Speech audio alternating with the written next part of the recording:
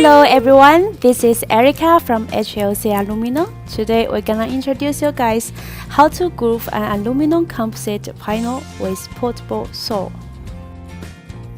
So first of all, let's take a look at this portable saw. The saw is fitted with an 8mm circular blade. The saw has a 4mm aluminum padding. The first step is get to know its dimensions.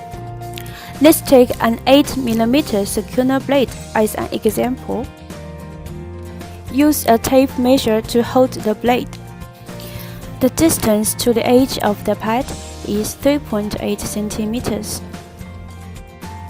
First, mark a line at 13.8 cm. The other side is the same.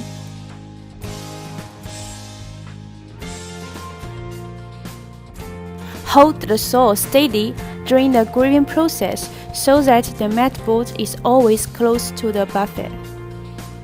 If you want to know more information, please visit our website and see you next time.